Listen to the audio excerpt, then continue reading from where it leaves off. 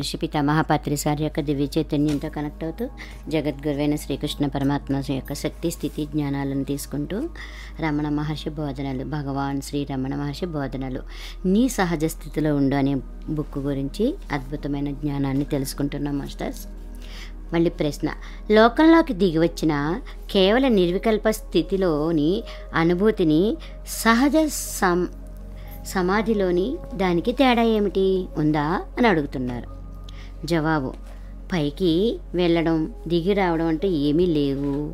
పైకి క్రిందికి వెళ్ళేది సత్యం కాదు. కేవల నిర్వికల్ప స్థితిలో మనస్సు అనే బాల్చి నీటిలో ఉంది. ఎప్పుడైనా తాడుతో దానిని పైకి లాగవచ్చు. సహజ స్థితి సముద్రంలో కలిసిపోయిన నది వంటిదన్నమాట. తిరిగి రావటం అంటూ లేదు. దానికి అసలు ప్రశ్నలన్నీ ఎందుకు అడుగుతున్నావు? ఆ అనుభూతి పొందే వరకు వెళ్ళి సాధన చేసుకో అని చెప్తున్నారు. మళ్ళీ ప్రశ్న, మరి సమాధి యొక్క ప్రయోజనం ఏమిటి? ఆ స్థితిలో ఆలోచన అంటే ఏమైనా ఉంటుందా అని అడుగుతున్నారు. జవాబు, సత్యాన్ని ఎరుకపరచగలిగేది సమాధి ఒక్కటే. సత్యంపై భావాలు ఒక తెరని కప్పుతాయి. సమాధిలో తప్ప ఈ పరిస్థితిని గ్రహించలేం మనం. సమాధిలో అహం యొక్క అనుభూతి తప్ప వేరే భావాలు ఉండవు. ఆ అనుభవమే నిశ్చలంగా ఉండడం అన్నమాట. మరి ప్రశ్న, మీ సమక్షంలో నాకు కలిగే ఈ సమాధిని, నిశ్చలతని తిరిగి ఎట్లా పొందటం అని అడుగుతున్నారు. సమాధానం, ఇప్పటి నీ అనుభూతికి కారణం ఇక్కడి వాతావరణం. ఈ వాతావరణానికి బయట కూడా ఈ అనుభవం కలుగుతుందా? ఈ అనుభవం తాత్కాలికం అన్నమాట. అది శాశ్వతమయ్యే వరకు అభ్యాసం అవసరం ఉంది. ఇంకొక ప్రశ్న, సమాధి ఎటువంటి అనుభూతి, నిశ్చలత లేక ప్రశాంతత అని అడుగుతున్నారు. జవాబు, మానసిక అలజడి లేని ప్రశాంతమైన నిర్మలత్వమే సమాధి అంటే. ఇదే మోక్షానికి గట్టి పునాది. మానసిక అలజడి మిథ్య. దానిని ధ్వంసం చేయటానికి ప్రయత్నించు. సమాధిని అనుభవించు. అది ప్రశాంతమైన చైతన్యము. అదే అంతర్గతమైన నిర్మలత్వం. ప్రశ్న, లోపల సమాధికి బయట సమాధికి తేడా ఏమిటి?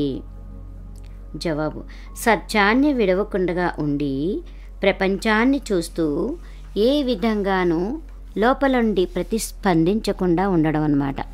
అది బయట సమాధి. తరంగాలు లేని సముద్రపు ప్రశాంతతది. శరీర ధ్యాస కోల్పోవడం లోపలి సమాధి అన్నమాట. ఇంకొక ప్రశ్న, ఆ స్థితిలోకి ఒక్క క్షణం కూడా మనసు చేరదు. జవాబు, నేను ఆత్మని. మనస్సుకి దృశ్యమానమైన వాటికి అతీతుడను అనే దృఢ విశ్వాసం ఉండాలన్నమాట. ఆ జవాబు చూడండి ఎంత బాగుందో. నేను ఆత్మని, మనస్సుకి దృశ్యమైన వాటికి అతీతుడను అని దృఢమైన నమ్మకము విశ్వాసము ఉండాలి. ఇంకొక ప్రశ్న, అయినా ఆత్మలో విలీనం అవటానికి చేసే ప్రయత్నాలకు అవరోధం ఏ విధంగానూ లొంగని మనస్సు. జవాబు, మనస్సు తన వ్యాపకాలలో ఉంటే మాత్రమేం? ఆత్మ యొక్క పునాదిపైనే కదా అది ఉంది. మనసుని ఏమి చేస్తున్నా ఆ ఆత్మనే పట్టుకునుండు. ఇంకొక ప్రశ్న, శ్రీ రామకృష్ణుని జీవితం వ్రాస్తూ రొమైరోలో నిర్వికల్ప సమాధి గురించి ఇట్లా అన్నారు. ఎంతో భయావహమైన ఘోరమైన అనుభూతి అని. ఆ స్థితిని చేరటానికైనా మేము పడే ఈ ప్రయాసంతా, మేమంతా జీవచ్చావాల వలె అయిపోతామా అని అడుగుతున్నారు. జవాబు, నిర్వికల్పం గురించి రకరకాల అభిప్రాయాలున్నాయి. ఎందుకో రొమైరోలా గురించి చెప్పడం ఎందుకు? ఉపనిషత్తులు, వేదాంత సంప్రదాయము అందుబాటులో ఉన్న వాళ్ళకే నిర్వికల్పం గురించి పిచ్చి అభిప్రాయాలు ఉండగా ఇక ఒక పాశ్చాత్య దేశస్థుని గురించి అనుకోవటం ఎందుకు? ప్రాణాయామం వల్ల కొందరు యోగులు సుషుప్తి కంటే గాఢమైన అపస్మారక స్థితిని చేరుకుంటారు. ఆ స్థితిలో వాళ్ళకి ఏ ఎరుక ఉండదు. దీనినే వాళ్ళు నిర్వికల్పమని గొప్పలు చెప్పుకుంటూ ఉంటారు. మరికొందరు నిర్వికల్పం అనుభవం అయితే పూర్తిగా మారిపోయిన మనిషినైపోతారనుకుంటారు. ఇంకా కొందరు నిర్వికల్పం అనేది ప్రపంచ ధ్యాసే ఉండని పార్యవశ స్థితిని వల్లనే సాధ్యం అనుకుంటారు. ఈ భావాలన్నిటికీ కారణం వాళ్ళు దీని గురించి బుద్ధితో ఆలోచించటమే. నిర్వికల్పం అంటే చిత్ అప్రయత్నము, నిరాకారమునైన చైతన్యం అన్నమాట. ఇందులో భయం ఎక్కడుంది? నువ్వుగా ఉండుటంలో రహస్యమేముంది? కొందరికి దీర్ఘకాలపు అభ్యాసం వల్ల మనస్సు పరిపక్వమై నిర్వికల్పం హఠాత్తుగా ఒక వరద వలె వస్తుంది. కానీ మరికొందరికి క్రమేపీ అభ్యాసాల వల్ల వస్తుంది. అడ్డు తగిలే భావాలని ఈ అభ్యాసంలో అణచివేయటం వల్ల అహం అనే శుద్ధ చైతన్యపు తెర గోచరిస్తూ ఉంటుందన్నమాట. ఇంకొంత అభ్యాసం వల్ల ఆ తెర స్పష్టమవుతుంది. ఇదే ఆత్మ సాక్షాత్కారం, ఇదే ముక్తి, ఇదే సహజ సమాధి, ఇదే సహజంగా ఏ ప్రయత్నము అవసరం ఉండని స్థితి అన్నమాట. బయటి వికల్పాలను గమనించనంత మాత్రాన అది దృఢమైన నిర్వికల్పం కానే కాదు. నశించిన మనస్సులో వికల్పాలు తలెత్తకుండా ఉండటమే నిర్వికల్పం అంటే. మళ్ళీ ఇంకొక ప్రశ్న. మనస్సు ఆత్మలో శమించటానికే ప్రారంభమవుతున్నప్పుడు తరచు భయం కలుగుతూ ఉంటుంది. జవాబు: సమాధి స్థితిలోకి వెళ్తున్నప్పుడు భయము, శరీర కంపన కలుగుతాయి. పూర్తిగా పోని అహంకారం వల్ల కలుగుతాయి అవి. ఇది కూడా ఈషన్ మాత్రమేనా లేకుండా సమసిపోతే, ఆ అహంకారం కూడా పూర్తిగా సమసిపోతే ఒకే ఒక చైతన్యంలో మాత్రమే ఉండే స్థితిలోకి వెళ్తాడు మనిషి. ఒళ్ళు వణకడం కూడా ఆగిపోతుంది. ఇంకొక ప్రశ్న. సమాధి అవస్థ అంటే పరమానందమా, సంతోషాతిరేకమా? ఇంకొక సమాధానం. జవాబు: సమాధిలో ఉండేది ప్రశాంతత. సమాధి ముగిసిన తర్వాత మళ్ళీ మనస్సు ఉదయిస్తుంది. అప్పుడు కలిగేది సంతోషాతిరేకం. భక్తిలో ముందుగా కలిగేది సంతోషాతిరేకం అన్నమాట. కళ్ళ వెంట నీరు కారటం, ఒళ్ళు గగుర్పు చెందటం, కంఠం గద్గతం అవటం, ఇవన్నీ దాని లక్షణాలు. అహం పూర్తిగా సమసిపోయిన తర్వాత సహజ స్థితి కలిగినప్పుడు ఈ చిహ్నాలు, పారవశ్యాలు కూడా పోతాయి. ఇంకొక ప్రశ్న. సమాధి స్థితిని పొందగలిగితే కొన్ని సిద్ధులు కూడా లభిస్తాయి కదా? జవాబు: సిద్ధులను గుర్తించడానికి ప్రేక్షకుడు అంటూ ఒకడు ఉండాలి కదా. అంటే వాటిని ప్రదర్శించేవానికి ఇంకా జ్ఞానం కలగలేదన్నమాట. కాబట్టి సిద్ధులను పట్టించుకోనక్కర్లేదు. సాధించవలసిన లక్ష్యం ఒక్కటే, జ్ఞానము. ప్రశ్న. మాండూక్యోపనిషత్తులో సమాధి స్థితి అంటే యోగంలో ఆఖరి దశ కూడా అనుభవమైతే కానీ ఎంత ధ్యానం చేసినా, ఎంత తపస్సు చేసినా ముక్తి లభించదని ఉంది. జవాబు: సరిగ్గా అర్థం చేసుకుంటే అవన్నీ ఒకటే కదా. నీవే పేరు పెట్టినా, అంటే ధ్యానమన్నా, తపస్సన్నా, నిమగ్నం అవటమన్నా, ఇంకేమన్నా సరే, నిశ్చలంగా అవిచ్ఛిన్నంగా తైలదా వలె ఉండేదే తపస్సు, ధ్యానము, నిమగ్నమును. తాను ఆత్మలో సంస్థితమవటమే సమాధి అవటం అంటే. ఇంకొక ప్రశ్న. కానీ మాండూక్యోపనిషత్తులో ముక్తి పొందే ముందే సమాధి అనుభవించాలని ఉంది. జవాబు: అది కాదని ఎవరన్నారు? మాండూక్యోపనిషత్తులోనే కాక మన ప్రాచీన గ్రంథాలన్నింటిలోనూ ఆ మాటలే ఉన్నాయి. ఆత్మజ్ఞానం కలగటమే అసలైన సమాధి. జడ పదార్థం వల్లే నిశ్చలంగా కూర్చుంటే ఒరిగేదేమిటి? చేతి మీద కురుపులేస్తే మొత్తమంది ఇచ్చి దానిని ఆపరేషన్ చేస్తే ఏమవుతుంది? అప్పుడు నొప్పి తెలియదు. అంటే సమాధిలో ఉన్నట్ట ఇది అంతే. సమాధి అంటే ఏమిటో తెలుసుకోవాలి. ఆత్మజ్ఞానం లేకుండా అదెట్లా సంభవం? ఆత్మ అంటే ఏమిటో తెలిస్తే సమాధి అంటే ఏమిటో దానంతటా అదే తెలుస్తుంది. సమాధి మనిషికి సహజ స్థితి. మెలకువ, స్వప్నం, సుషుప్తి వీటన్నిటికీ నేపథ్యం అదే. ఈ మూడు అవస్థలలోనూ ఆత్మ లేదు. సార్ యొక్క దివ్య చైతన్యంతో కనెక్ట్ అవుతూ జగద్గురువైన శ్రీకృష్ణ పరమాత్మ యొక్క శక్తి స్థితి జ్ఞానాలను తీసుకుంటూ రమణ మహర్షి బోధనలు నీ సహజ స్థితిలో ఉండు అనే బుక్ గురించి జ్ఞానం తెలుసుకుంటున్నాం మాస్టర్స్. మనోదర్శనాలు సిద్ధులు అన్నమాట ఈ టాపిక్. ధ్యానం వల్ల ఒక్కొక్కసారి అద్భుతమైన పరిణామాలు సంభవిస్తాయి. దేవతల దర్శనం కలగవచ్చు, అతీంద్రియ శక్తులు సంప్రాప్తించవచ్చు. అంటే దివ్య దృష్టి, దూర దూర సంవాదం వంటివి.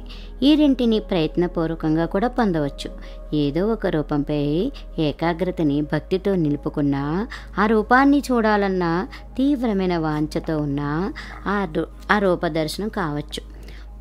సిద్ధులను యోగాభ్యాసం వల్ల కూడా పొందవచ్చు. పతంజలి యోగ సూత్రాలలో అష్టసిద్ధులను పొందటానికి అభ్యాసాలు ఉన్నాయి. మనిషి అదృశ్యమవటం నుంచి నీటిపై నడవగలగటం వరకు ఉన్నాయి ఆ సిద్ధులు. ఇటువంటి సిద్ధుల కోసం కానీ మనోదర్శనాల కోసం కానీ ప్రయత్నించవద్దని తమ అనుచరులకు శ్రీరమణులు చెప్పేవారు.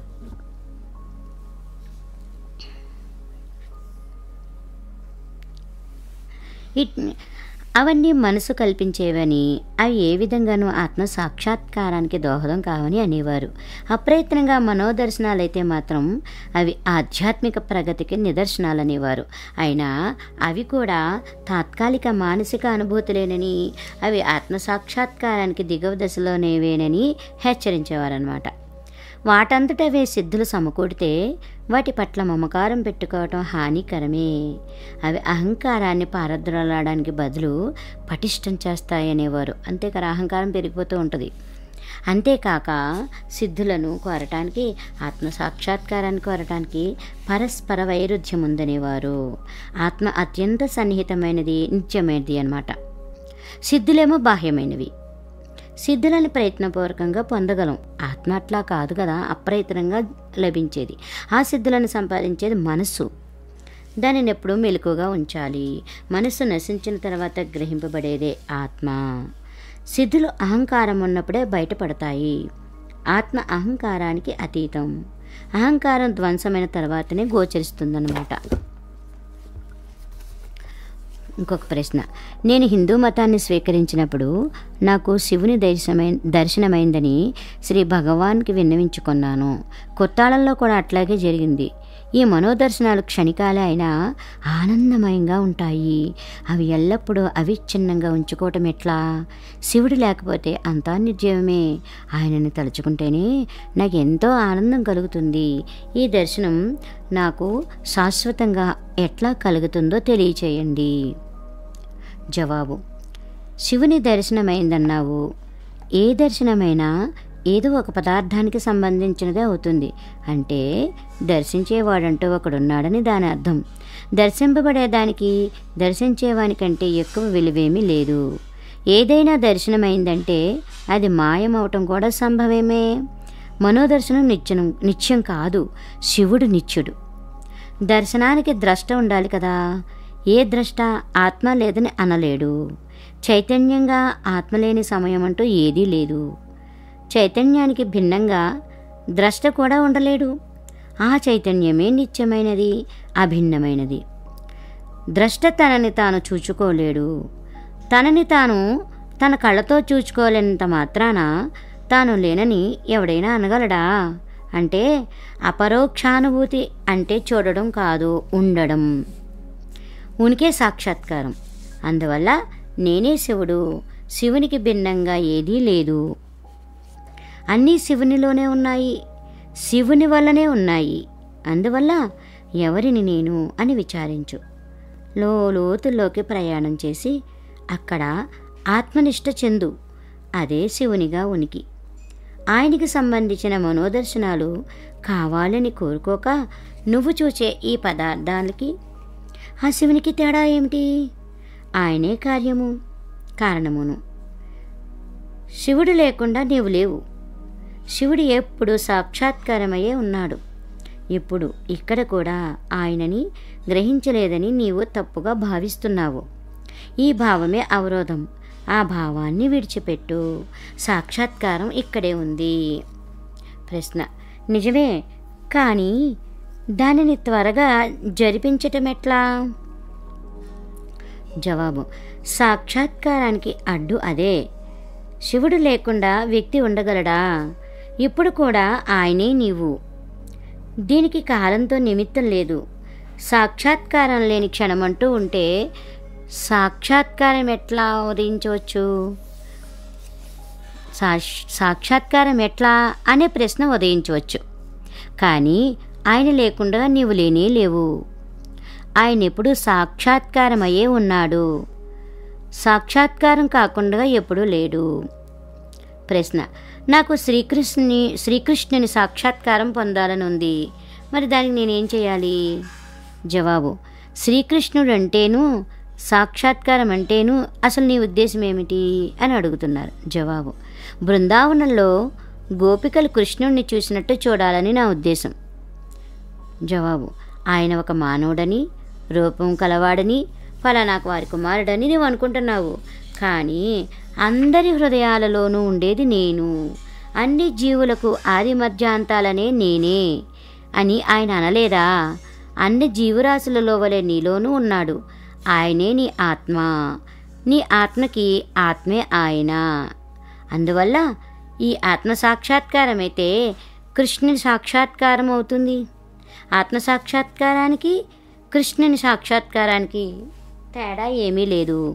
అయినా నీ మార్గాన్ని నువ్వు వెళదలుచుకుంటే శ్రీకృష్ణునికే పూర్తిగా అంకితమైపో. నీవు కోరే సాక్షాత్కారాన్ని అనుగ్రహించడం విషయం ఆయనకే విడిచిపెట్టు. మళ్ళీ ఇంకొక ప్రశ్న: శ్రీరామకృష్ణుని వలె భగవంతుడితో మాట్లాడడం సాధ్యమేనా? జవాబు: ఒకళ్ళతో మాట్లాడుకుంటున్నప్పుడు ఈశ్వరునితో మాత్రం ఎందుకు మాట్లాడలేము? ప్రశ్న: మరి నాకెందుకు సాధ్యం కావడం లేదు అని అడుగుతున్నారు. దానికి జవాబు: మనోబలం, స్వచ్ఛత ఉండాలి, ధ్యానంలో అభ్యాసం కావాలి. ప్రశ్న: అవి ఉంటే భగవంతుడు కనపడతాడా? జవాబు: నీవెంత నిజమో అటువంటి దృశ్యాలు కూడా అంతే నిజం. నీవు మెలకువగా ఉన్నప్పుడు నీ శరీరంతో తాదాత్మ్యకం చెందుతావు. అప్పుడు వస్తువులని స్థూలంగా చూస్తావు. సూక్ష్మ శరీరంలో లేక కలలో, మానసిక తలంలో ఉన్నప్పుడు వస్తువులను కూడా సూక్ష్మ రూపంలోనే చూస్తావు. గాఢ నిద్రలో ఏ తాదాత్మ్యకము ఉండకపోవడం వల్ల దేనిని చూడలేవు. అంటే చూచేవాని స్థితిని బట్టే చూడబడే వాటి స్థితి కూడా ఉంటుంది. భగవంతుని దర్శనాలకి కూడా ఇదే వర్తిస్తుంది. భగవంతుని రూపాన్ని ఎంతో కాలం ధ్యానం చేస్తే ఆ రూపంలో కలలో కనబడుతుంది. తర్వాత మెలకువగా ఉన్న వేళల్లో కూడా కనపడవచ్చు. ఇంకొక ప్రశ్న: తమ వద్ద ఉన్నప్పుడు ఏవో తరంగాలు, మనోదృశ్యాలు అనుభవమయ్యాయని ఇక్కడికి వచ్చిన వాళ్ళు నాతో చెప్పారు. నేను ఇక్కడ గడిచిన నెల రోజులు బట్టి ఉంటున్నాను. మరి అటువంటి అనుభవం ఏమీ నాకు కలగలేదు. దీని అర్థం నేను మీ అనుగ్రహానికి అర్హుని కాననా అని అడుగుతున్నారు. జవాబు: మీ మనోదర్శనాలు, భావతరంగాలు వాళ్ళ మానసిక స్థితిపై ఆధారపడి ఉంటాయి. అవి వ్యక్తుల మీదే ఆధారపడి ఉంటాయి, కానీ విశ్వమయమైన దానిపై కాదు. అయినా అవి అంత ప్రధానం కాదు. మానసిక ప్రశాంతత ముఖ్యం. మరి సాక్షాత్కారం అంటే ఏమిటి? శంఖచక్రాదులను ధరించి 4 చేతులు గల దేవుణ్ణి చూడడమా? అటువంటి రూపంలో భగవంతుడు కనబడినా భక్తుని అజ్ఞానం ఎట్లా మాయమవుతుంది? సాక్షాత్కారం అంటే నిత్యమైన సత్యమే, నిత్యంగా ఉండే అనుభవమే సాక్షాత్కారము. ఏదో ఒక రూపంలో భక్తునికి కనబడడం కాదు. సాక్షాత్కారం శాశ్వతం కానప్పుడు దాని ప్రయోజనం ఏమిటి? 4 చేతులతో దేవుడు కనబడడం శాశ్వతమైన సాక్షాత్కారం కాగలదా? అది కేవలం దృశ్యమానమైన భ్రమే. ద్రష్ట ఉండాలి దానికి. ద్రష్టే సత్యం, నిత్యం. కోటి సూర్యుల వలె భగవంతుడు దర్శనమిచ్చినా అది ప్రత్యక్షానుభవమేనా? భగవంతుని మనోదర్శనం చూడడానికి మనస్సు, కళ్ళు అవసరం. అది పరోక్ష జ్ఞానం. కానీ ద్రష్ట నేరుగా అనుభవనీయం. ద్రష్టే ప్రత్యక్షం అన్నమాట. ఇంకొక ప్రశ్న: వైకుంఠం, కైలాసం, ఇంద్రలోకం, చంద్రలోకం అంటుంటారే, అవన్నీ నిజంగానే ఉన్నాయా?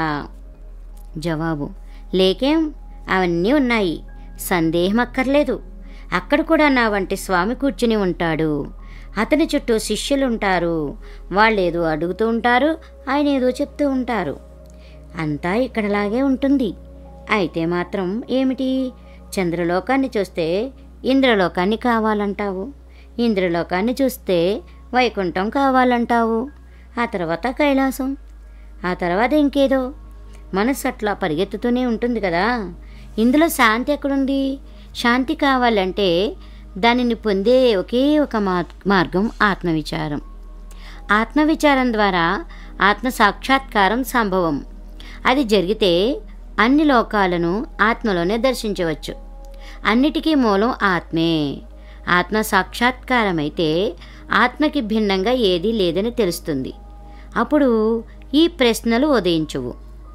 వైకుంఠం ఉన్నా లేకపోయినా, కైలాసం ఉన్నా లేకపోయినా, నీవు మాత్రం ఇక్కడున్నావన్నది వాస్తవం. నువ్వు ఇక్కడ ఎట్లా ఉన్నావు, నువ్వు ఎక్కడ ఉన్నావు, వీటి గురించి తెలుసుకున్న తర్వాత ఇతర లోకాల గురించి ఆలోచించవచ్చు. ఇంకొక ప్రశ్న, పతంజలి చెప్పిన సిద్ధులు నిజమైనవేనా లేక అన్నీ ఆయన కల్పనలేనా? జవాబు, ఆత్మనిష్టలో ఉన్నవాడు ఆ సిద్ధులకి అంత ప్రాధాన్యమియ్యడు. ఈ సిద్ధులన్నీ మనసుతో పొందింపబడేవేనని, ఆత్మ సాక్షాత్కారానికి అడ్డంకులని పతంజలి అన్నాడు కదా. మళ్ళీ ఇంకొక ప్రశ్న, కొన్ని శక్తులు మానవాతీతమంటారు, వాటి మాట ఏమిటి? జవాబు, ఆ శక్తులు గొప్పవో అధమమైనవో, సామాన్య మనస్సువో మానవాతీతమైన మనస్సువో ఏమైనా అవన్నీ ఆ శక్తి కలవానికి సంబంధించినవి. అతడెవరో కనుక్కో. ప్రశ్న, ఆధ్యాత్మిక పదంలో సిద్ధులు లభిస్తాయా లేక అవి ముక్తికి ఆటంకాలా? జవాబు, అన్నిటికన్నా ఉత్తమమైనది సిద్ధి ఆత్మ సాక్షాత్కారము. ఆ సత్యాన్ని గ్రహిస్తే అవిద్యా మార్గాన వెళ్ళవు. ప్రశ్న, అయితే సిద్ధుల ప్రయోజనం ఏమిటి? జవాబు, సిద్ధులు 2 రకాలు. వాటిలో ఒక రకం ఆత్మ సాక్షాత్కారానికి అడ్డంకి కూడా కావచ్చు. మంత్రం వల్లనో, మాదక ద్రవ్యాల వల్లనో, తపోనిష్టల వల్లనో, ఒక విధమైన సమాధి వల్లనో సిద్ధులు సంపాదించవచ్చు. అయినా అవి ఆత్మజ్ఞానాన్ని కలిగించే సాధనాలు కావు. అవి కలిగినంత మాత్రాన అజ్ఞానం పోదు. ఇంకొక ప్రశ్న, 2వ రకం ఏమిటి మరి? ఆత్మ సాక్షాత్కారమైన తర్వాత సహజంగానే కలిగే శక్తికి, జ్ఞానానికి రూపాలవి. ఆత్మని చేరుకున్న వానికి కల తపోఫలాలు ఆ సిద్ధులు. అవి మామూలుగా సహజంగానే లభిస్తాయి వాళ్ళకి. అవి భగవంతుని ప్రసాదాలులాగా వాటంతట అవే వస్తాయి. వారి వారి యోగం బట్టి కూడా ఉంటుందది. పరమశాంతిలో ఉండే జ్ఞానికి అవి వచ్చినా రాకపోయినా ఒకటే. వాటి వల్ల అతడు చలించడు. ఆత్మజ్ఞానం కలిగి ఉండటమే అచంచలమైన సిద్ధి అని జ్ఞానికి తెలుసు. ప్రయత్నిస్తే దొరికే సిద్ధులు కావవి. సాక్షాత్కారం పొందిన స్థితికి చేరితే ఈ శక్తులేమిటో నీకు తెలుస్తుంది. మళ్ళీ ఇంకొక ప్రశ్న, ఇతరులకి కూడా ఆత్మ సాక్షాత్కారం కలగటానికై మహాత్ములు గొప్ప శక్తులను ఉపయోగిస్తారా లేక వారికి ఆత్మ సాక్షాత్కారం అవటమే చాలునా? జవాబు, మహాత్మునికి కల ఆత్మ సాక్షాత్కార బలమే ఇతర శక్తుల ఉపయోగం కన్నా బలీయమైనది. ఎన్నో రకాల సిద్ధులున్నా అన్నిటిలోకి పరమోత్కృష్టమైనది జ్ఞానమే. ఇతర సిద్ధులను పొందిన వారు కూడా జ్ఞానాన్నే కోరుకుంటారు. జ్ఞానం కలిగిన వారు ఇతర సిద్ధులని కోరరు. అందువల్ల జ్ఞానమే కావాలని కృషి చేయి. ఆ శక్తులు లేని వారికి అవి బ్రహ్మాండంగా కనపడతాయి. కానీ అవి తాత్కాలికమైన వాటి కోసం ఎగబడడం వృధా. ఈ మహత్తులన్నీ అచంచలమైన ఆత్మలో ఉన్నాయి. తననే నీకు ఇవ్వగల దేవుణ్ణి, సర్వము తానే అయిన దేవుణ్ణి ఈ సిద్ధుల కోసం వేడుకోవటము, సర్వము ధారపోయటానికి సిద్ధమైన దాతను పాచిపోయిన గింజ కోసం వేడుకోవడం వంటిదే కదా. పరభక్తి అనే జ్వాలలో జ్వలించిపోయే హృదయంలో అన్ని సిద్ధులు ఉన్నాయి. పరభక్తి అనే జ్వాలలో జ్వలించిపోయే హృదయంలో అన్ని సిద్ధులు ఉన్నాయి. భక్తుని పాదాక్రాంతులైన భక్తుడు ఏ సిద్ధులని కోరడు. ముక్తిని పొందాలనుకునే సాధకులు ఈ సిద్ధుల మీద మనసు పెట్టుకుంటే వారి బంధం ఇంకా బిగుసుకుపోతుంది. వారి అహంకారం ఇంకా ఎక్కువవుతుంది. ఆత్మసిద్ధే పరిపూర్ణమైనది. అదే ముక్తి, అదే అసలైన జ్ఞాన సముపార్జన. అణిమాది సిద్ధులని అవివేకి చిత్తభ్రమకి చెందినవే. ఈ సిద్ధుల కన్నా మహా అద్భుతాలను చూస్తూ ఉంటారు, కానీ వాటిని చూడటం అలవాటైపోవడం వల్ల వాటిని గమనించరు. మనిషి పుట్టినప్పుడు గుప్పెడు కన్నా పెద్దదిగా ఉండడు, కానీ అతనే పెరిగి పెద్ద మలయోధుడో, ప్రసిద్ధుడైన కళాకారుడో, వ్యక్తో, రాజకీయవేత్తో, ఋషి అవ్వచ్చు. దీనిని మహాద్భుతంగా ఎవరూ పరిగణించరు, కానీ కళేబరాన్ని మాట్లాడగలిగించితే ఆశ్చర్యపోతారు. ఇంకొక ప్రశ్న. నాకు 20 ఏళ్ల బట్టి ఆధ్యాత్మిక విషయాలలో ఆసక్తి ఉంది, కానీ ఎందరో చెప్పుకున్నట్టే నాకే వింత అనుభూతి కలగలేదు. నాకు దూరదృష్టి, దూరశ్రవణం వంటివి ఏమీ లేవు. ఈ శరీరంలో బంధింపబడినట్టు తప్ప ఇంకేం అనుభూతి లేదు అని అడుగుతున్నారు. జవాబు: అది మంచిదే. యథార్థం ఒక్కటే, అది ఆత్మ. మిగిలినవన్నీ దానికి సంబంధించిన దృశ్యాలు. చూచేవాడు, చూడబడేవి, చూపు అన్నీ ఆత్మకి సంబంధించినవే. ఆత్మని ప్రక్కకి పెట్టి ఎవరైనా చూడగలరా, వినగలరా? ఎవరినైనా దగ్గరలో చూడడానికి, వినటానికి వాళ్ళనే దూరంగా ఉన్నా చూడటానికి, వినటానికి పెద్ద తేడా ఏముంది? వీటికి చెవులు, కళ్ళు కావాలి, మనస్సు కూడా కావాలి. వీటిలో దేనిని వదులుకోలేం. వాటి మీద ఆధారపడడం తప్పదు. అటువంటప్పుడు దూరదృష్టి, దూరశ్రవణం అంటే మోజీ ఎందుకు? అంతేకాదు, ఈ శక్తి ఎట్లా వచ్చిందో అట్లాగే పోతుంది, శాశ్వతం ఎన్నటికీ కాదు. ఇంకొక ప్రశ్న. దూర సంవాదం వంటి శక్తులను సంపాదించడం మంచిదా కాదా అని అడుగుతున్నారు. జవాబు: దూర సంవాదం కానీ, రేడియో కానీ దూరంగా ఉండి వినటానికి, చూడటానికి పనికి వస్తాయి. అవన్నీ ఒకటే, వినటం, చూడటం. వినేవాడికి దగ్గర నుంచి విన్నా, దూరం నుంచి విన్నా పెద్ద తేడా ఏమీ లేదు కదా. వీటిలో ముఖ్యమైన అంశం వినేవాడు. వినేవాడు కానీ, చూచేవాడు కానీ లేకపోతే వినడమూ లేదు, చూడడమూ లేదు. ఇవన్నీ మనస్సు యొక్క వ్యాపకాలన్నమాట. సిద్ధులన్నీ మనసులోనివే, అవి ఆత్మకి సహజమైనవి కావు. ఏదైనా సహజం కాకపోయినా ప్రయత్నం వల్లనే సంపాదించబడినదైనా శాశ్వతం కాజాలదు. దానికోసం ప్రాకులాడటం మన అనవసరం కదా. కొన్ని శక్తులు విస్తరిస్తే సిద్ధులవుతాయి. మనిషికి పరిమితమైన శక్తి ఉండడం వల్ల చాలా బాధపడుతూ ఉంటాడు. ఇంకా ఎక్కువ శక్తి కావాలనుకుంటాడు. దానివల్ల సంతోషం కలుగుతుందని అనుకుంటాడు, కానీ వాటి వల్ల నిజంగానే సంతోషం కలుగుతుందా అని ఆలోచించడు. పరిమితమైన దృష్టితోనే చాలా బాధగా ఉంటే ఇంకా ఎక్కువ దృష్టితో ఆ బాధ కూడా ఎక్కువ కాదా? నిగూఢ శక్తుల వల్ల ఎవరికి సంతోషం ఉండదు, బాధే ఎక్కువగా ఉంటుంది. పైగా ఈ సిద్ధులన్నీ ఎందుకు? తనకి సంక్రమించిన సిద్ధులన్నీ ప్రదర్శించాలని, అందరూ తనని మెచ్చుకోవాలని సిద్ధుడు అనుకుంటూ ఉంటాడు. ఆ మెప్పు రాకపోతే బాధపడిపోతూ ఉంటాడు. అతనిని మెచ్చుకోవటానికి వేరొకళ్ళు ఉండాలి. అతని కన్నా ఎక్కువ సిద్ధులున్న వాళ్ళు తటస్థపడవచ్చు. దానివల్ల ఈర్ష్య, వ్యాకులతో పాటు ఎక్కువవుతూ ఉంటాయి. అసలైన శక్తి ఏమిటి? సంపదని పెంచుకోవటం కన్నా శాంతినిచ్చేదే ఉత్తమోత్తమైన సిద్ధి.